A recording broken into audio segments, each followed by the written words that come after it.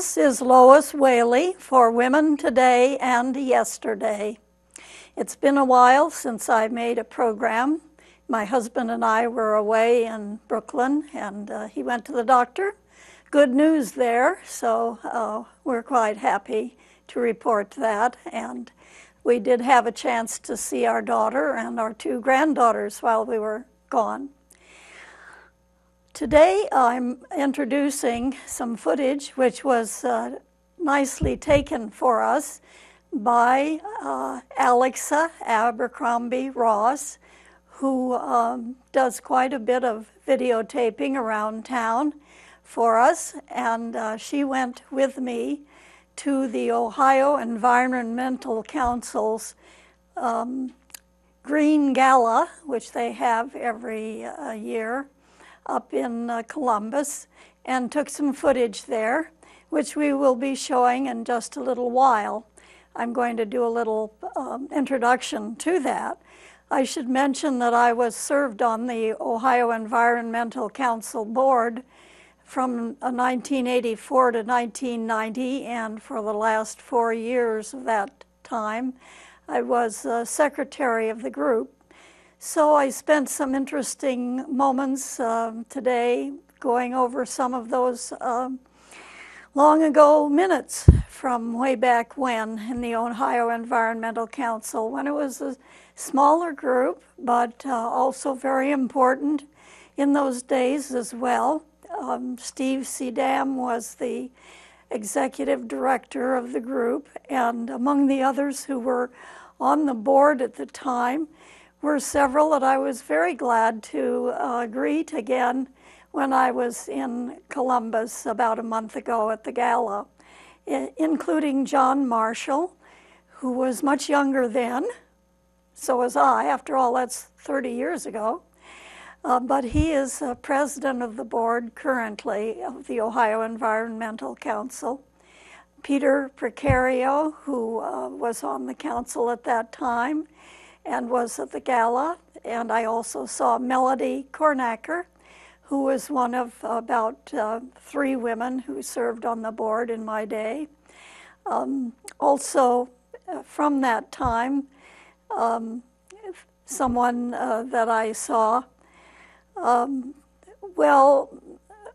actually I was thinking of a couple of people who weren't there that I didn't see. I didn't see Steve Sedam, for instance, but I also didn't see Christine Carlson, who was chair of the OEC board back in the late 80s when I was secretary.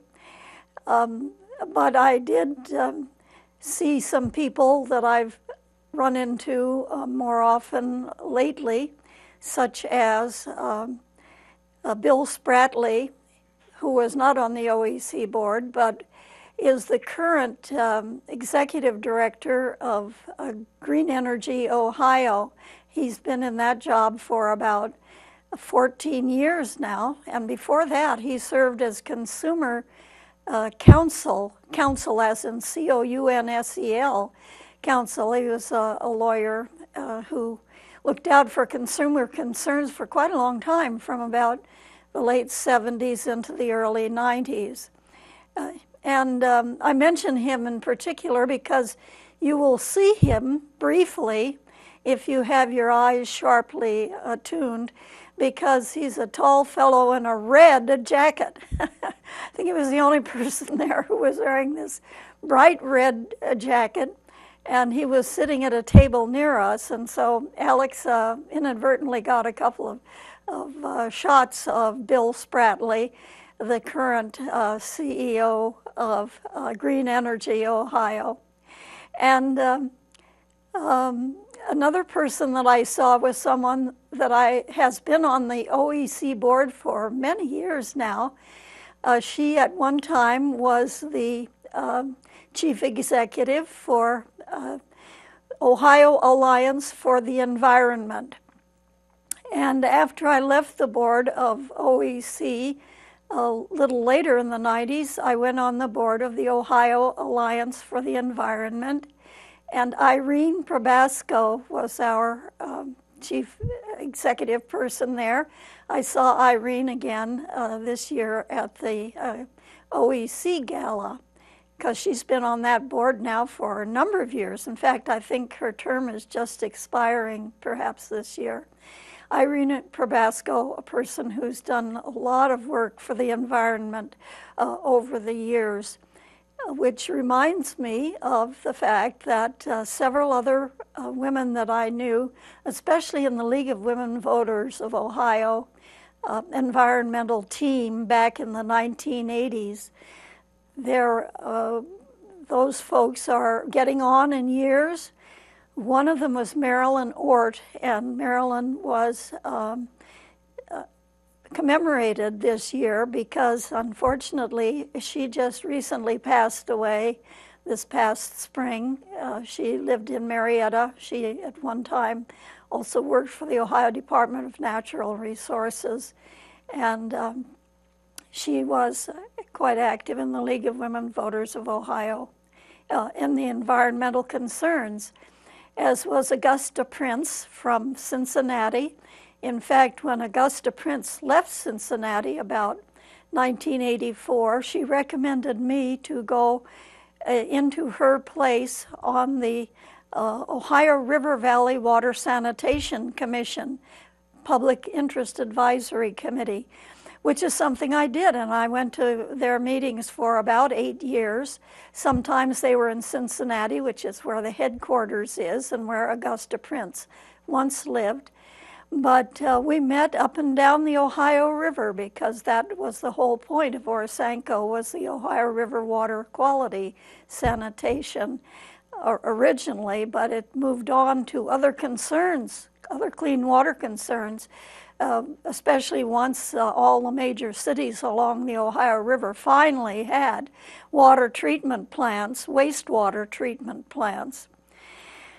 And I also caught up just recently, thanks to Google, with dear friend Edith Chase of the League of Women Voters of Ohio, who was for many years, many years, associated with efforts along the Great Lakes.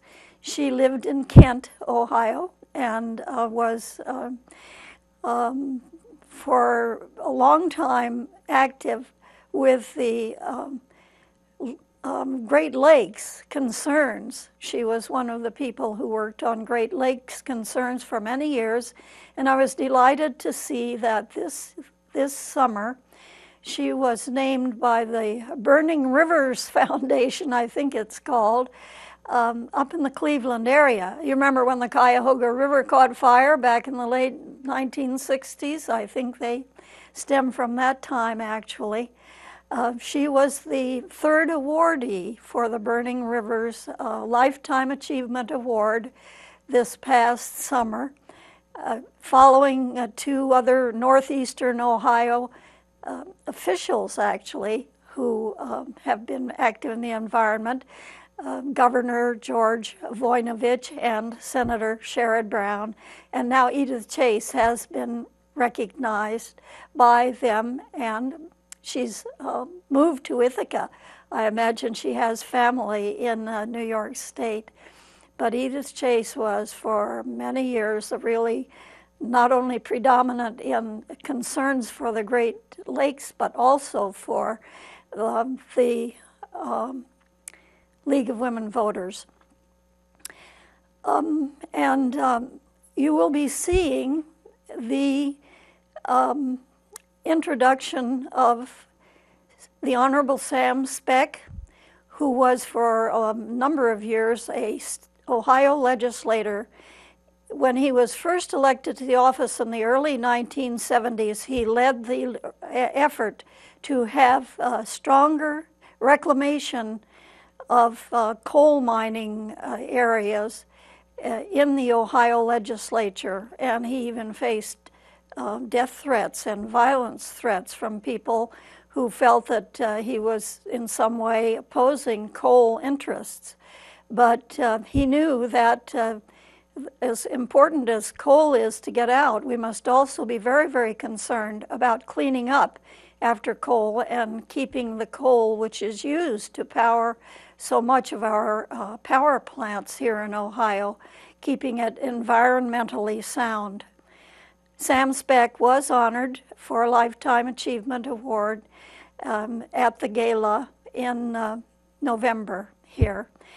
And he was introduced, interestingly, and you will see this on the tape, he was introduced by two former governors of Ohio, one being Governor Taft, who finished his 8 years as governor of Ohio in 2006. And Governor Taft, you will see on the excerpt that we'll be showing in just a minute, speaking about Sam Speck and the things that Sam did over the years as a public servant, later as president of Muskingum College, and he served on the International Joint Commission for the Great Lakes. The other governor, former governor, was our own Ted Strickland. Ted Strickland was our congressman from the 10th and then the 6th District of Ohio for 6 terms before being elected as governor in 2006.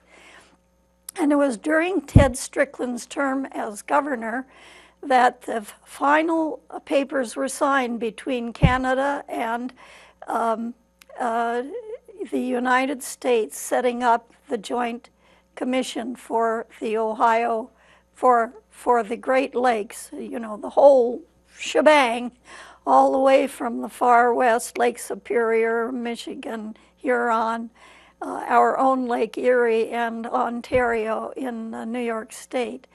The greatest amount of clean, fresh water in one place in the whole world, our own Great Lakes.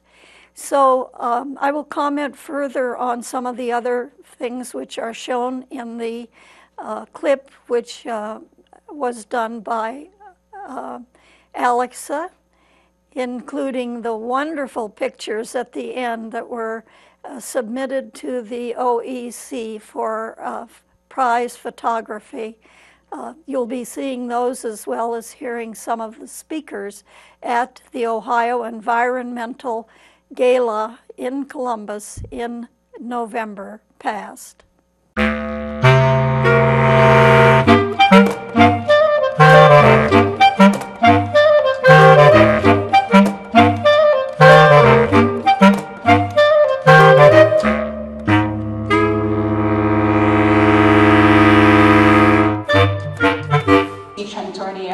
Managing Director of our Legal Center, is standing with some legislators at a bill signing ceremony that we were invited to, Senate Bill 150. It's the first of its kind in the nation, and what it does is it requires chemical fertilizer applicators to become certified in knowing how to apply chemical fertilizer on farm fields, but also how to store it. Currently, more than 750 people have been certified. So that's great. What are we doing to ensure the protections of Ohioans from what is a clear and present danger for many Ohioans? If you've been reading the news, you know that very sadly, tragically, there was a worker killed actually at a fracturing site here in Ohio just a couple days ago. You're all familiar, this is the year 2000, seems like yesterday. Governor Bob Taft proposed, Ohio voters approved, borrowing that first issuance I think was $200 million. The William W. Ellis Jr. Ohio Environmental Law Center. This is Trent Doherty. Yet another picture of me here. Sorry you have to experience all of this. Energy is transforming one Ohio small town and community up in Northwest Ohio. A lot of times it's because in their youth they had an experience that really stuck with them.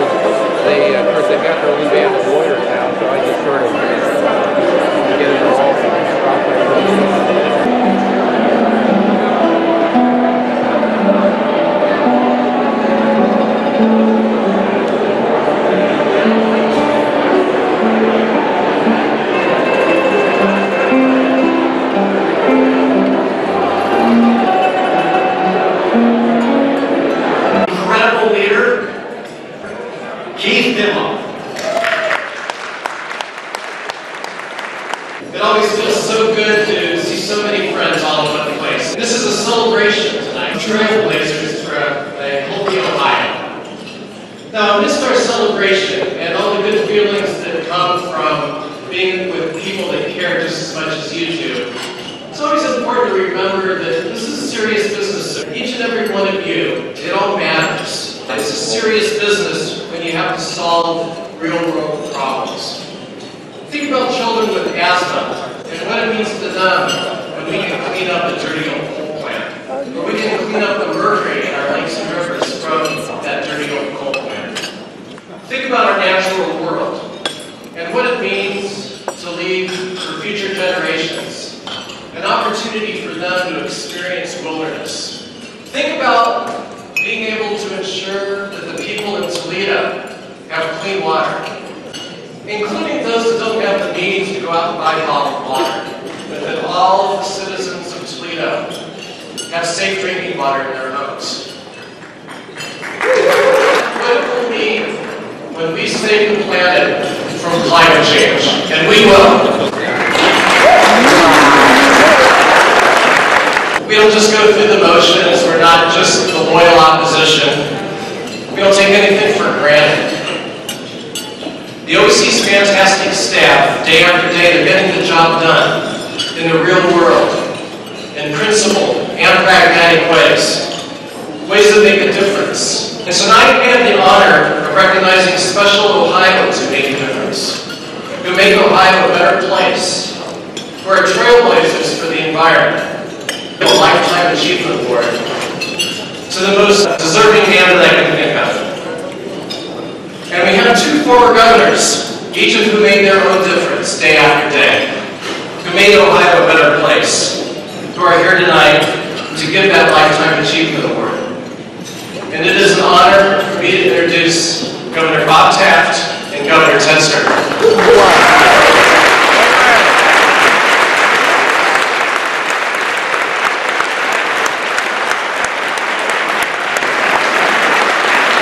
Good evening. It's an honor for Hope and I to be here with all of you, particularly with my good friends Ted and Francis Strickland, and particularly to be here to honor the person that made it possible for me to be honored by you 2 years ago.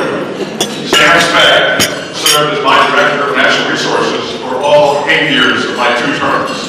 I was blessed when Sam joined my cabinet. He had been in the Ohio House, he'd been in the Ohio Senate. He knew how state government operated, he knew how the legislature worked, and he also had demonstrated a remarkable talent in leadership as president of Muskingum College. Sam is a gifted leader. I would marvel at his ability to bring together persons from diverse viewpoints to find common ground. Sam is a guy who loves complexity, especially political complexity. The tougher and more complicated the negotiations, the more Sam enjoyed himself. He never lost his focus. He never failed to treat others with respect. He always kept the goal in mind, and he got the job done time and time again. He led the cabinet group that put the Clean Ohio Fund together and helped sell that to the voters. He developed and promoted the Conservation, Preserve, and Enhancement Program. He authored the first mining reclamation law in Ohio, a model of other states. And it was Sam's leadership that enabled us to preserve North Bass Island and much of Middle Bass Island for public enjoyment. He defended the right of Ohioans to walk along the shores of Lake Erie. And most amazingly, he negotiated the Great Lakes Water Resources Compact, a process that took years, involving 8 states, 2 Canadian provinces, Native American advocates, and every imaginable interest group, an historic agreement that assures the careful use and conservation of the largest natural reservoir of fresh water on the earth.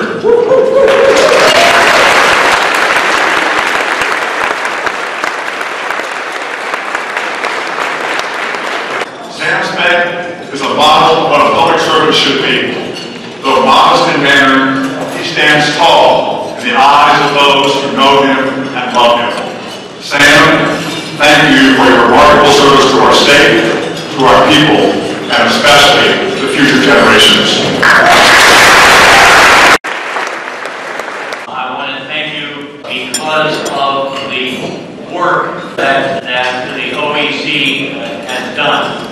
what it stands for, what it works for in protecting our environment, and by that, our lives. Your leadership, partnership with other natural resources organizations will help protecting and advancing protection of our environment and water quality of life. I say that as one who has benefited from your work in my roles in the legislature as Director of Natural Resources. This organization came together in just about the same year that I went into the legislature. And we have worked over those years so many issues, and it's been so good to have a group like this that you can trust both for their position, permanent issues, and their integrity. Your leadership protecting our natural resources and environment is never more critical because of the major changes that are taking place in the United States and in the rest of the world. The increasing population we have in the United States and even more increasing population that is taking place across the world with the demands of our economy and environment. The climate change that, from my perspective, anybody that has much working at the top of their body understands is here.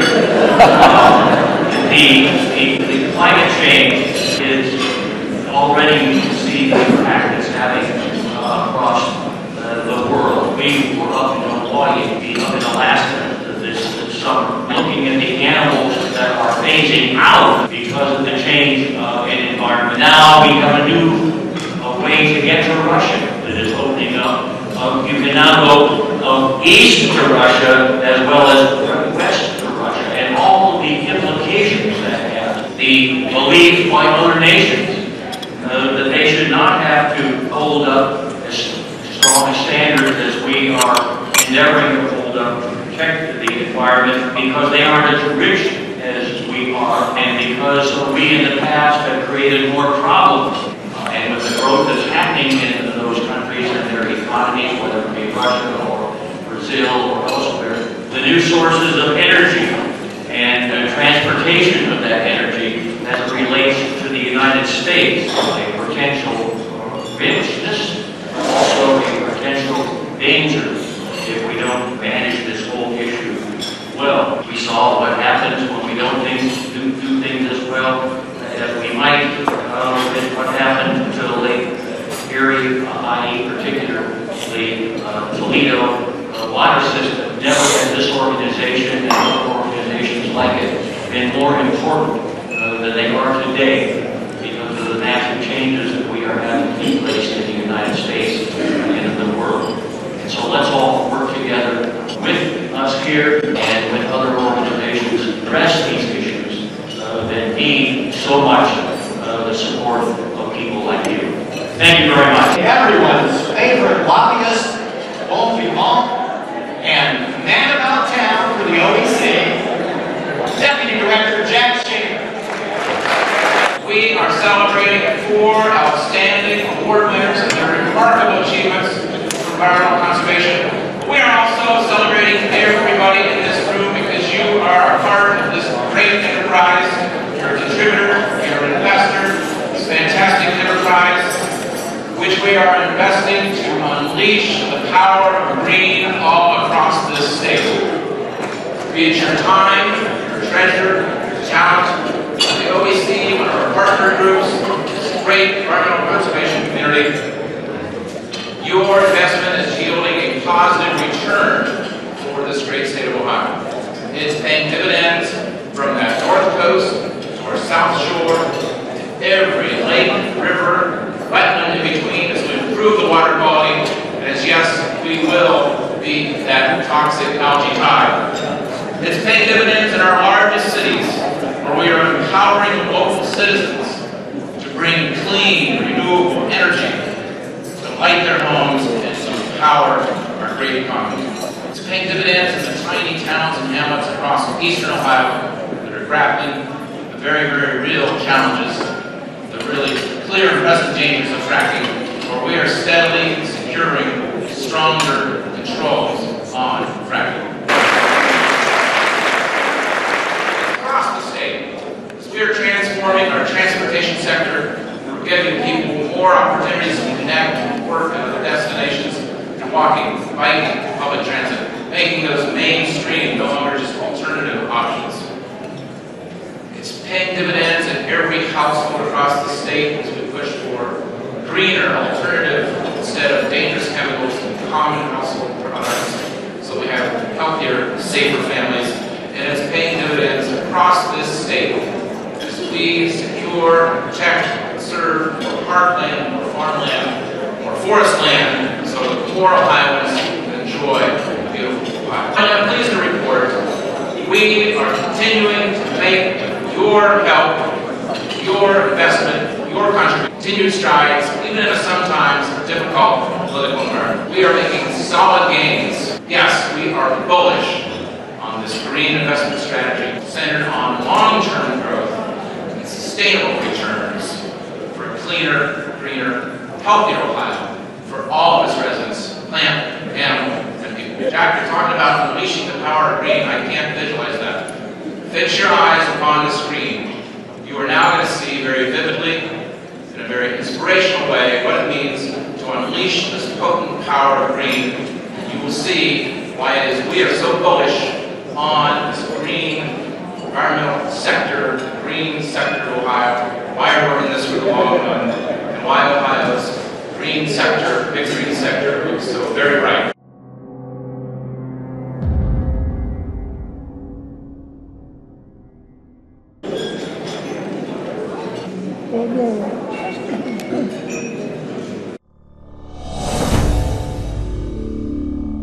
County was founded in 1860 by Isaac Van Wart, and it was actually a typo in Washington when they were doing some sort of application, and Van Wart became Van Wart.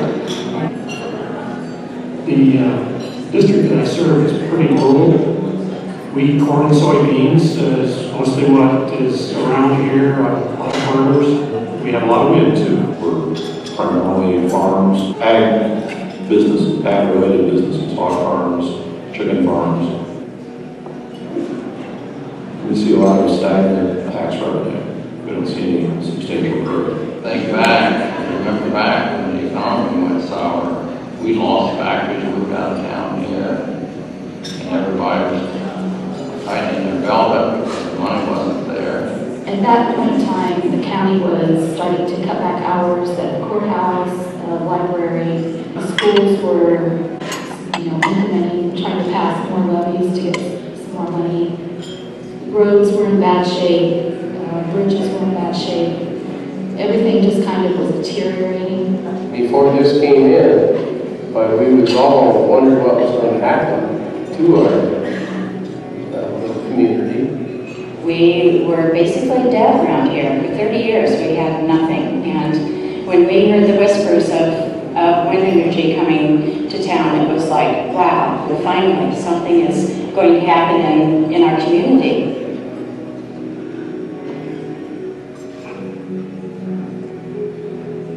It really gave us a shot in the arm for our economy, so it's helped create jobs. It's helped the farmers that have them on their farm, that they recover money from them. I don't see any negative there. I see everything positive.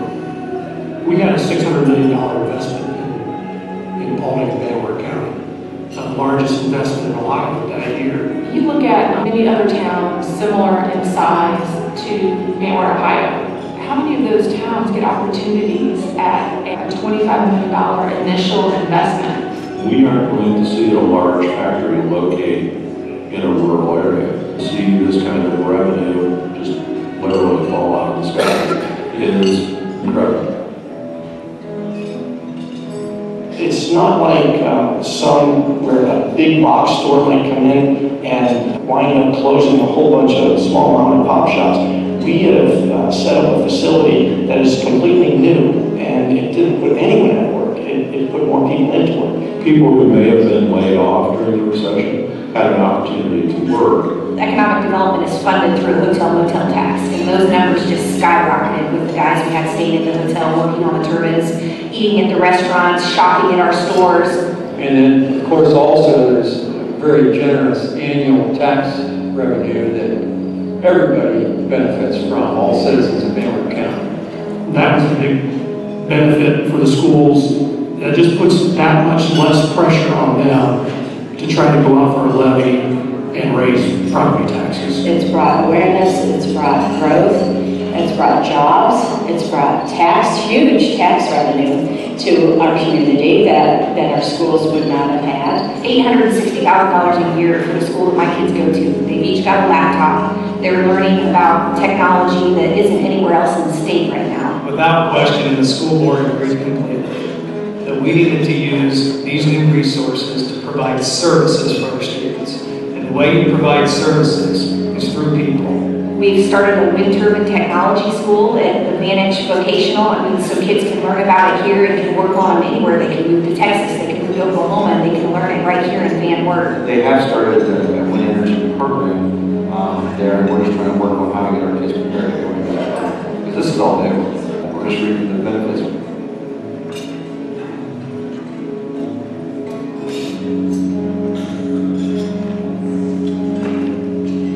Currently, the status of the wind energy in Ohio has kind of been put on hold. David Rowland has been looking at a second development here, but recent legislation made it practically impossible for them to build that. You know, if we were able to have the rest of what had been planned, the impact would be a lot greater for the whole county. Personally, both my wife and I, we were really troubled by the negative comments that we occasionally hear. Unfortunately, you hear the bad and not the good. On a high, windy day, you might get some noise from the turbines, but you also get noise from the trees. We're going to cut all the trees down so we don't have that noise, or we're going to stop the trucks from running up down the highways and the tractors because of the noise. It's actually easier to get around a wind turbine than it is a power line. So the power line towers are more of an obstruction, I think, when I'm out running the combine. So it's not bad living in the city. At least they're not putting a smokestack up there that belch coal soot all over my house, or putting a nuclear plant up. The power we produce is clean energy, right? There's nothing burned, there are no gases, there's no emission of any kind, there's no fuel consumed.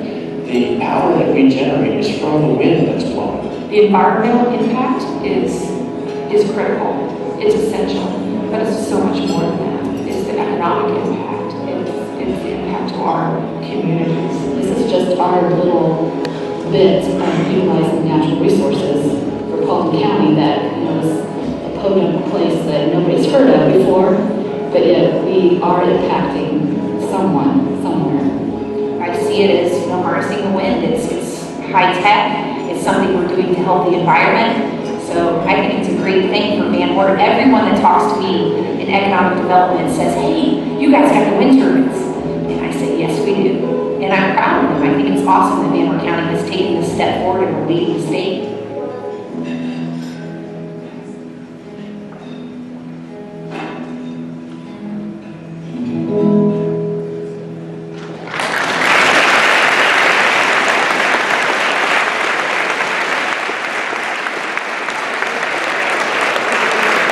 Dare I say, I'm blown away. Clean energy is actually breathing new life into a community of people, as you saw, who live in a special place that was in desperate need, and it helped our environment in the process. And guess what? You could see this happen in your hometown by supporting the Ohio Environmental Council. The OEC is funded by people like you and me. It's funded by the community. And it's because of you and me that the OEC has the only legal team in the state dedicated to protecting the environment. The only one.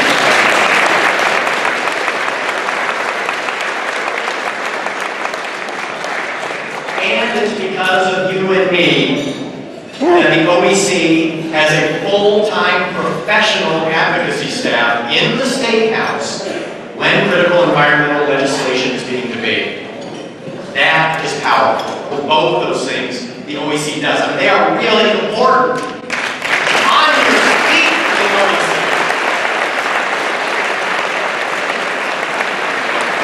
But despite that, we do have tough battles ahead. There's no secret about that. The coal industry, for example, is doing their best to stop the clean energy vision that you just saw in that video. And the OEC needs your steady support to win. And I want to emphasize that word, steady support. With local business leaders and elected officials, successfully convincing them of the merits of this endeavor, especially its benefits on the local economy. AOA became one of the leading and most productive land trusts in Ohio. This is why OEC is awarding AOA the OEC Conservation Achievement Award 2014. Please join me in welcoming my dear friend Clyde Basnell, founder of AOA, to the podium to accept this award. I'm beginning to get the message that we were expected to carry the torch.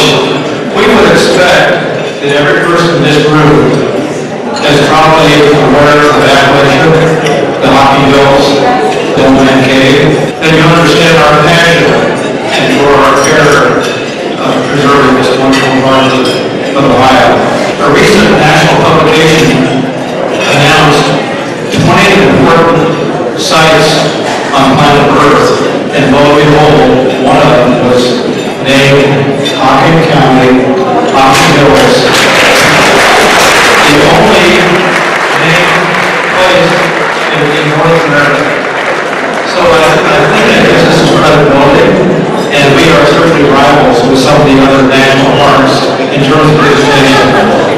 The Hocking Hills have been visited by every continent in the world. As you drive south into Hocking County on State Route 33, you will sense a particular place, and your arms will be wrapped around you with the love and care of the Hocking Hills. OAC and AOA, of course, represent land, water, and air, so we have a very common mission. So we are certainly partners with OAC, and we honor that.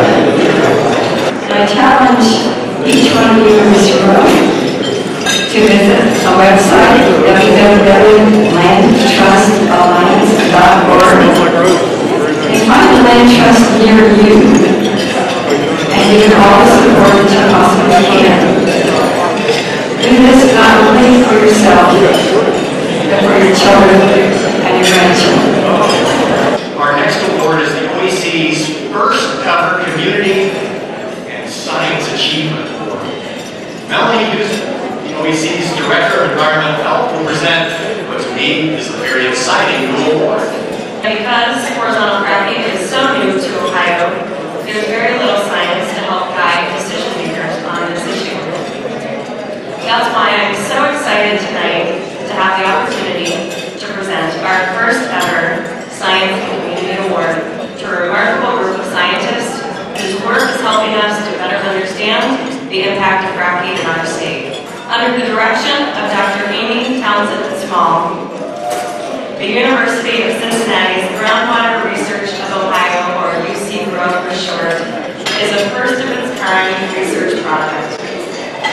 The team, made up of Dr. Townsend Small, faculty colleagues, and graduate and undergraduate students from the University of Cincinnati, and a local community group called Carroll Concerned Citizens, works with community members in the most heavily developed fracking counties to test groundwater. This is huge. Current research has only tested for groundwater pollutants such as methane after fracking operations have already begun. None until now have established a baseline of data before fracking wells were in operation. UC GROW is working directly with the residents of these communities as they conduct their research. They are actively engaging community members by reviewing the water results with them and educating them on fracking. This approach ensures those directly affected are involved in the science that may lead us to solutions. I'm so glad that we're seeing this pioneering research in our very own Ohio. Ladies and gentlemen, please welcome UC GROW, our first ever Science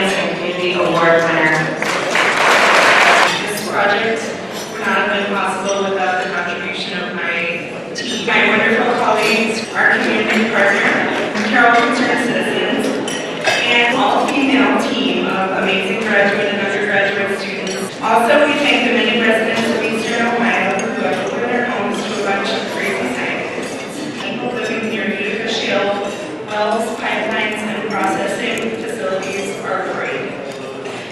I believe all Ohioans deserve the right to trust that their water and air won't make them sick. I agree with Governor Kasich that the severance tax on oil and gas companies profiting from the Utica Shale is too low.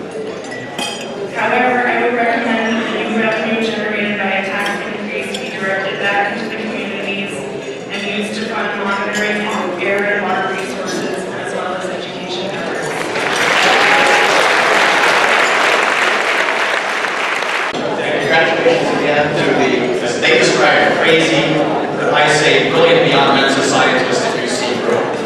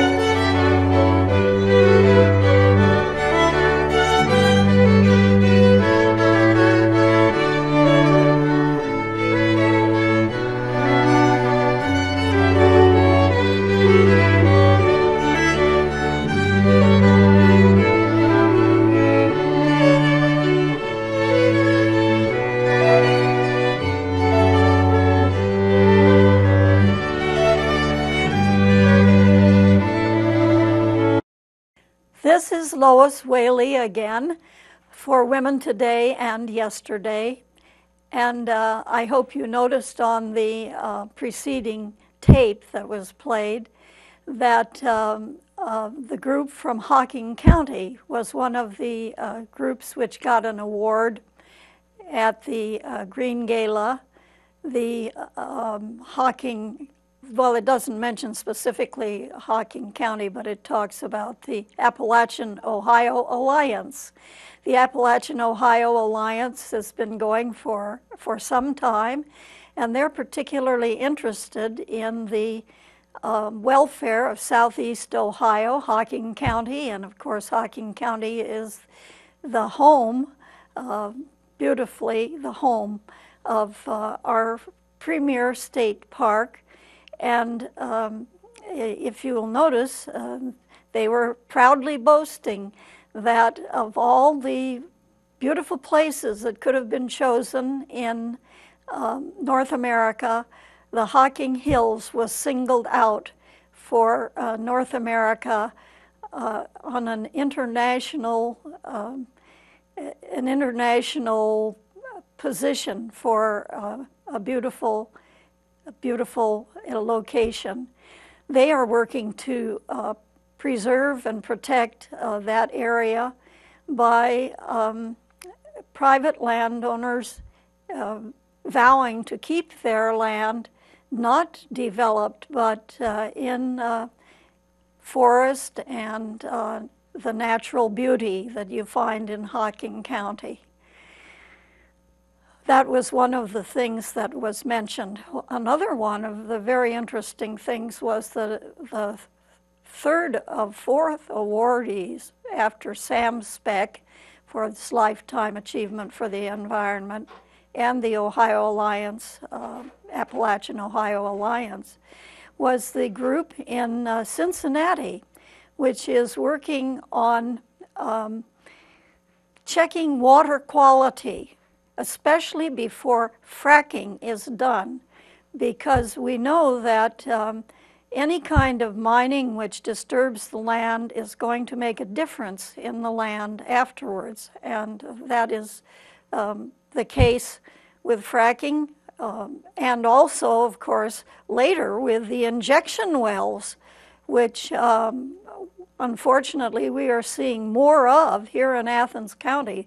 There are at least 6 now, and just in yesterday's paper, I believe I saw that there was a group from West Virginia which has a permit application in for an area near Torch is preparing a permit for a third. It would make the third such injection well in that territory in that part of Ohio and of Athens County. As you know, Athens County has a very small bit on the Ohio River, and it's near Torch. Actually, it's not too far because it's just up the Hocking River from where it empties into the Ohio. And I think this has something to do with their plans to try to bring barges full of fracking fluid into this area and to put them in wells. And why is that? Because Ohio has the loosest regulations of any state near here in terms of the kind of fracking fluid that will be accepted. This is a very dangerous move, really, I believe. I've been working for many years on problems concerned with oil, gas, and coal extraction. And I think there's no question that Ohio is just preparing problems for the future by having these loose regulations for bringing in fracking fluid, which is taken out from the area where they get where they send down water under tremendous pressure to blast out gas from shale formations deep in the earth bring the gas up, take the gas away, and also a lot of the water comes back up too, and they have to dispose of that. And the whole idea is, well, why can't we put it on a barge and ship it down to the mouth of the Hocking and send it up and put it in some of these injection wells in Athens County? I think that's what people are thinking of doing. It's been a long time that I've been working on environmental concerns, and I got started first by looking at the abandoned mines and back in the days when they had the old reclamation, you know, the high banks and the spoil ponds, that sort of thing. In our national forest here, the Wayne, I was taken by the Wayne Forester to see those things in 1967. So I've been working on it for as long, really, as Edith Chase up in Kent has been working on Great Lakes problems. But we've got to do something, and I think that women play a big role in keeping us mindful of how important the environment is for all of us, for ourselves, for our generation, for the next generation, for our children and grandchildren. And so I guess I'd better sign off at this time. So this is Lois Whaley for Women Today and Yesterday. Hope you enjoyed seeing these this presentation by Alex from the Green Gala that was held by the Ohio Environmental Council in November.